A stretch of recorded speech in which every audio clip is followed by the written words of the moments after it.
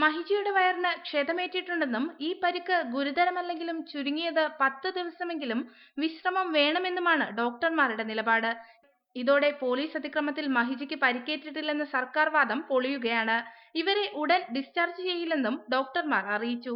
അതേസമയം സർക്കാർ വാദങ്ങൾ ന്യായീകരിച്ച് നൽകിയ പരസ്യത്തിൽ പറയുന്നത് അസത്യമാണെന്ന് മഹിജ റിപ്പോർട്ടറോട് പറഞ്ഞു. അത് അസത്യമാണ്, സത്യമല്ലാതൊരു കാര്യമാണ് പറയുന്നത്. ഞങ്ങളിങ്ങനെ 14 പേരും കൂടി നടന്നു വരുന്ന സമയത്താണ് ഇവര് ഞങ്ങളെ തടുക്കുന്നത്. മർദ്ദനമേറ്റിട്ടാണ് ഈ പോലീസുകാരും ഹോസ്പിറ്റലിലേക്ക് കൊണ്ടുവന്നത്. അപ്പം മഹിജിക്ക് മർദ്ദനമേറ്റതിന് തെളിവുണ്ടെന്നും ഇത് പുറത്തുവിടുമെന്നും അമ്മാവൻ ശ്രീജിത്ത് പറഞ്ഞു. വിഷ്ണുവിന്റെ കുടുംബത്തോടൊപ്പം നിൽക്കുന്ന സർക്കാർ വിഷ്ണുവിന്റെ അമ്മയെ, വിഷ്ണുവിന്റെ പെറ്റ വയറിന് അടിയേറ്റ അമ്മയുടെ വാക്കുകൾ വിശ്വാസത്തിലെടുക്കണം.